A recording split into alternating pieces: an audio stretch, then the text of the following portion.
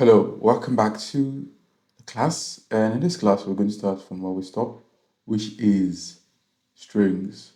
So, strings in Python are surrounded by single quotes or double quote marks. Like you have your hello and your hello with a double quote. So, technically, strings are sequences that are immutable, right? They are strings of characters, sequence of text or characters that are immutable. So they support, since they are sequences, they support index, right? The first character in a set of string is the zero index, the second character is the one index, the third character is the two index, and so on and so forth till we get to the end of the string.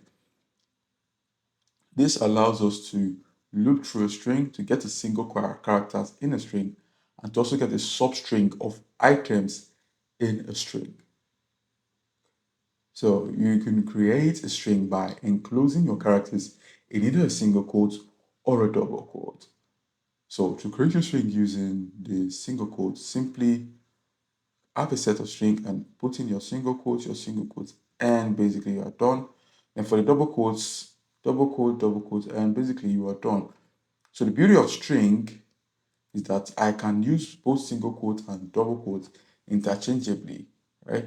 But I cannot use them in the same, I cannot open with a single quote and end with a double quote like this.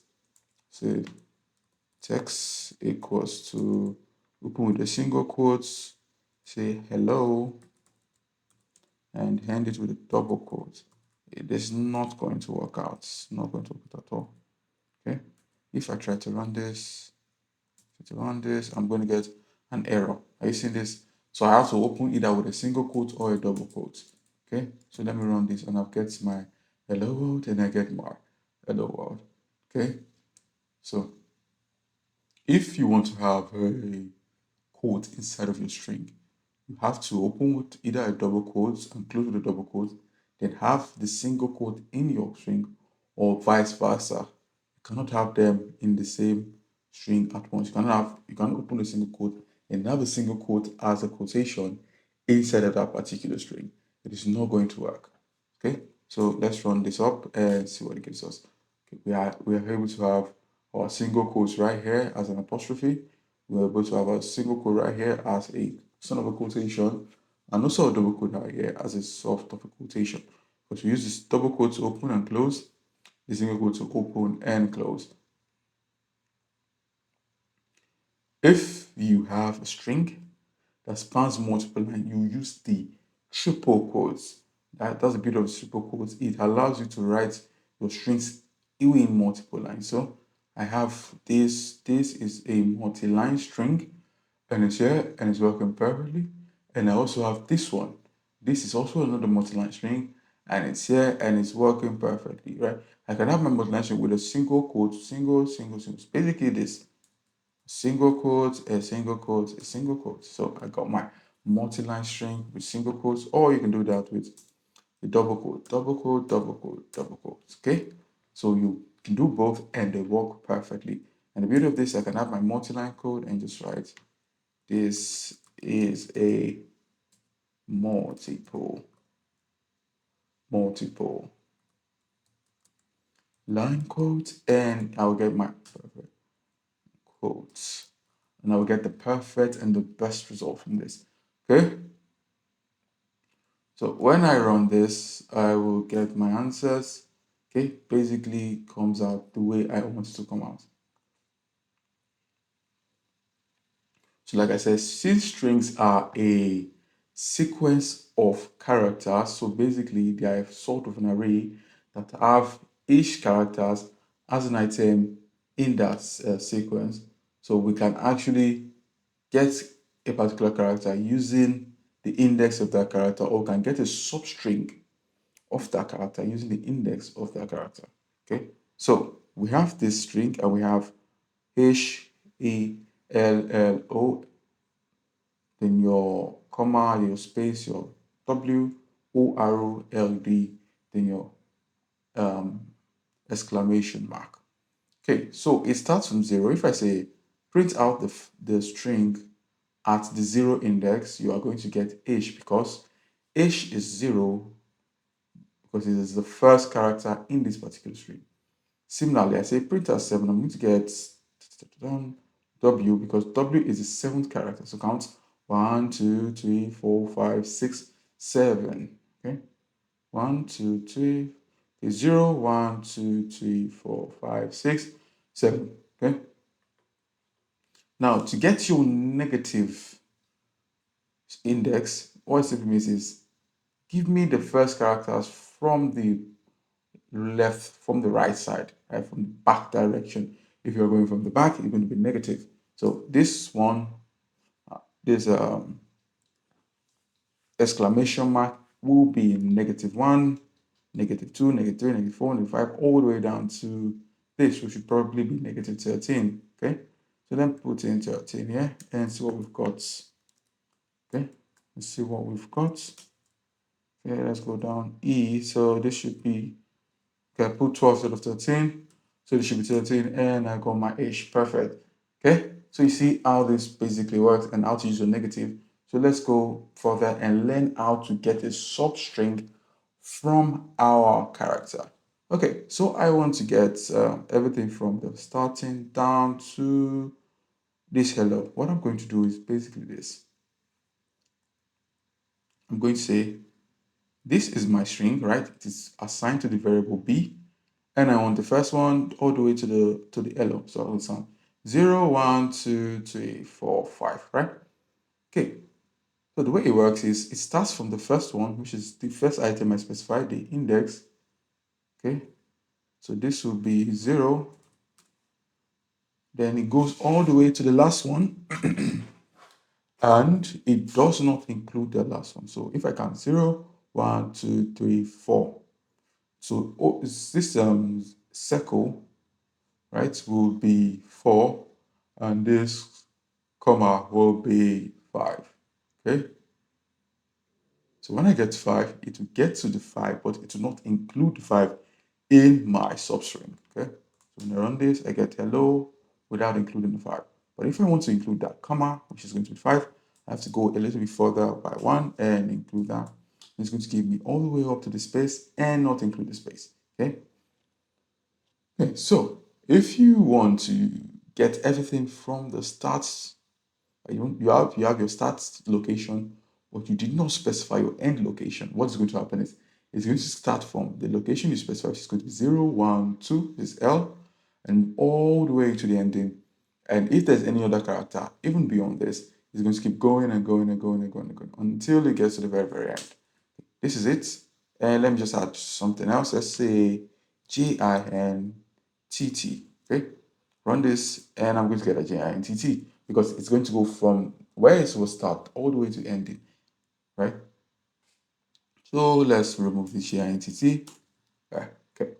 So this video, this next part, we want to get a substring, right? We've learned how to use the range to get strings, substrings of our string data that we're getting a substring. So now let's do a quick example and get the substring from this particular string, which is my string. I think this is it. This is my string, which is basically a hello world. So we are going to get the substring from this particular value. Okay. So say from 2 to 6 would be, start from 2, which is going to be L. 6 is basically space. So I'm going to get from L, L, O, comma, right? So another thing you can do with substring is the step. So look at this. This is your starting index, your end index, and this one is your step. So what do I mean by step? Step basically mean, this is basically how my substring will look like, right? So I said start from 0 to ish, and count. Ish, count 1, then 2. So ish L, from L now count 1, then 2. That's this, all the way till we get to the last, which is going to be the 5. So we're going to get 0, 1, 2. So L, ish L, right? So we're in 2 right now. 0, 1, 2, 3, 4, 5. Okay.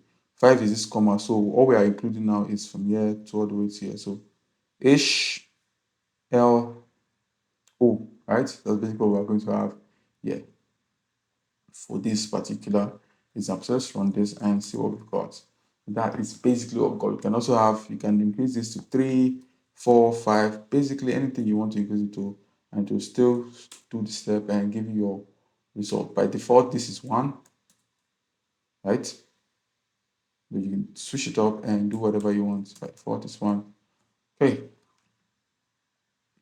To get the length of a string or any collection data type, you use the length function and it gives you the numbers of characters or items in this string. So this will give you 13, if I'm not mistaken. Get 13 out of this. So the next thing you need to understand when it comes to strings is how to use the associated functions that comes along with string. So basically, these functions are called method. Any function that is a part of a class is called a method. Right? Remember, when we were trying to get the type, let me print this. Print type for A. Type for A. So you see, I'm getting a class and string. So any class, any function that is within a class is called a method because that function works only with that class. Right? So this string method are the function within the string class. Okay, so any item that is being assigned to be a string has automatically these classes. So the first one we are going to talk about is the upper. What does the upper method do? It converts your string to uppercase. Then you have your lower, which converts your strings to lowercase. You have your strip, which removes any space at the front and at the back of your string. Kind of like your trim does. You replace it. It looks for a particular character or a word and replaces it. If I say, okay, replace hello, it's going to replace the entirety of hello with J. Okay. It looks for a character or a word and replaces it with another word or character. So the split works kind of the same way. It looks for a particular character and it splits your string on that character and creates a list from it. Okay, this is your list with your, it splits at this comma, creates hello and world. To learn more functions and more methods in strings, you move all the way to your, click the link here and you'll get these strings and you'll be able to learn more. And I also encourage you to go to the Python documentation and get even more understanding from there. Okay. Okay, let's move forward. To combine two strings together, there's what we call string concatenation. Use a method for combining strings together, and it's basically you adding one string to another string. Okay, when I add this A to B, which is hello and world, it's going to concatenate A and B, which is going to be hello world. And this, since I have no space, is going to be joined up together, bundled up together. To mitigate this, either I put in my space here or I put in my space here, right? It gives me my space in between. So although this operation, this plus operator works for string concatenation, it can get a little bit messy, which it did get here because it just added everything like that without any of the space, okay? And I cannot really manipulate the way my strings is going to be. That's why we have a string formatting, right? It is very important that we format our strings to the way we want it to be. And the beauty of this string formatting is I can add any data types to my strings and it will work perfectly without giving me any problem. Okay, so imagine trying to add this is a is a character and C, let's say D is a number, for example, 20. Try to run this up and I will get an error which I'll fail, right? So this is very limited. So, but if I want to overcome this challenge, I use the F string, which is your string formatting, which was introduced in Python 3.6 and now is the preferred way to format your string, okay? So this is how you use it. You say F followed by the quotation, open and close, followed by your text. Then where you want this new character, where you want to concatenate this new variable into your string, you simply put a placeholder symbol, which is this curly brackets and curly brackets and put in your variable there. Then when you run it,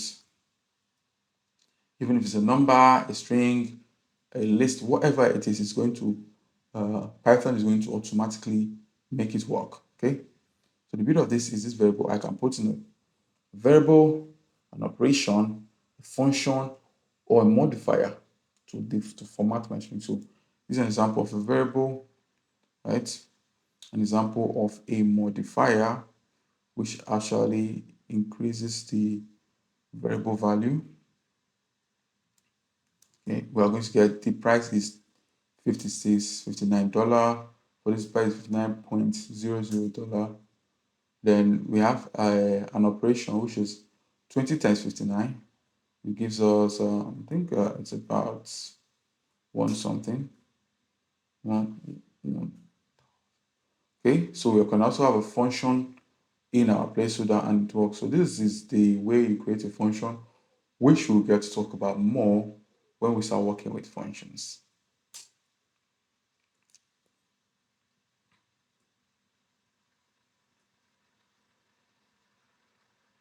So in strings, we have what are called escape characters.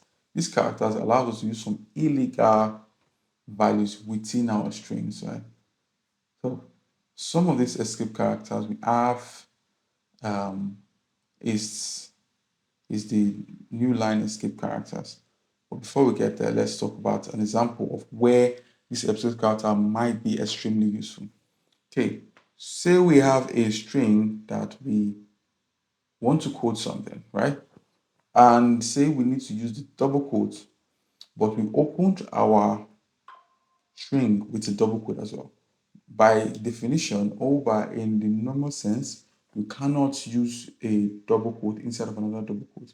When you try to do this, it's going to tell us invalid syntax because what Python basically sees is this is a string, then we have an empty Vikings word here, then this is another string. Okay. To mitigate or to overcome this, you go over to your string where these quotes are, then you pass in your slash, pass in your other slash. Right? This basically negates this as a closed string. It takes out this functionality from this close quotation, this double quotes, and makes it just another string character, right? It gives it a new meaning entirely, okay? So when I run this, it's going to give me my string with my double quotes and everything is working perfectly.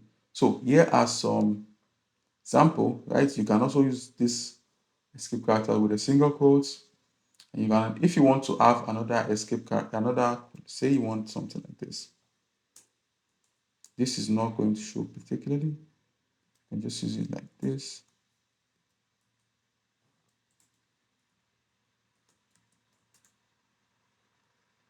This pipe, okay.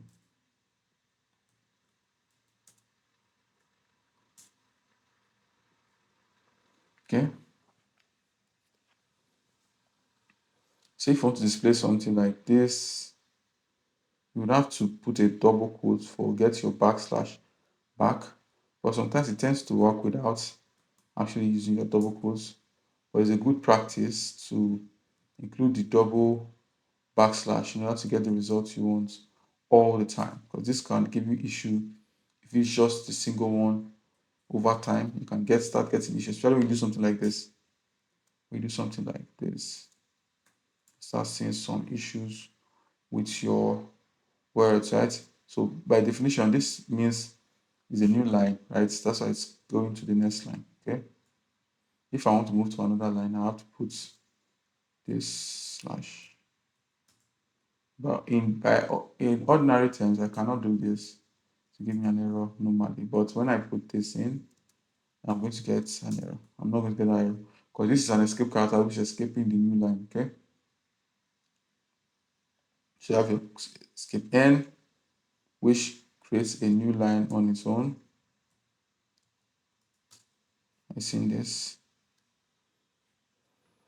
You have your arrow, see, slash arrow. This is basically to enter, to your return keyword. Then let's see. The next one is slash T, which adds a tab to the beginning here. Then you have slash B.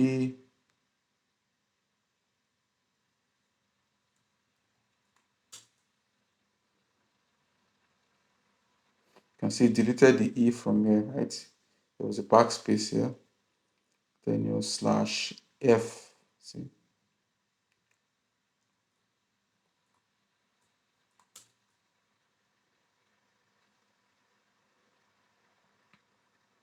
so you can see it's completely removed the code, right? The slash F completely removed the code. So far so good. We learned how to create strings, how to manipulate strings, and how to get substrings inside of our strings. So this is a very key data type or data structure when it comes to working as a data analyst. Okay. So the next part, we're going to learn how lists work, how tuples work, how dictionaries work, and how sets work. Now to get a more comprehensive knowledge on the data structures and data types we have in Excel. Sorry, we have in Python. So see you in the next video and do practice in order to get better at this skill.